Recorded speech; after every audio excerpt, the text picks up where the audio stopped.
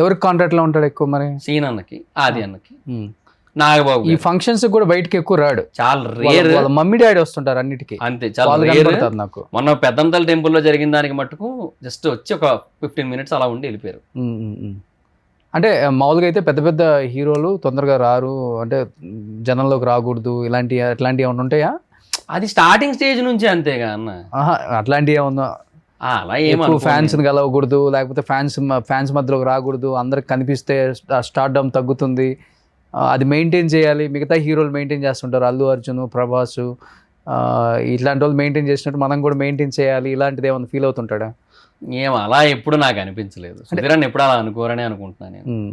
నా ఒపీనియన్ అయితే మాత్రం ఆయన ఎప్పుడు అలా లేరు, ఎందుకంటే మాతో మాట్లాడినప్పుడు తెలుస్తుంటది కదా, సో ఆ జెన్యూనిటీ ఫీల్ అవుతుంటాం ఆయన మాటల్లో. ఓకే, ఆ కన్సర్న్ అనేది మనకు అర్థం అవుతుంటది. బట్ నువ్వే నా ఫోన్ ఎత్తాను మళ్ళీ, అదే అంటున్నా. నేను చేసా ఒకసారి, ఒక రోజు నేను ఒక లైవ్ పెట్టా, అంటే కంటిన్యూస్ 12 hours లైవ్ పెట్టా. సో ఆ టైంలో మా లైవ్ లో ఏంటంటే జబర్దస్త్ వాళ్ళకి చేయన్నా లైవ్ లో టైం పాస్ అవుతుంది అది అని అన్నారు. సరే అని చేశా.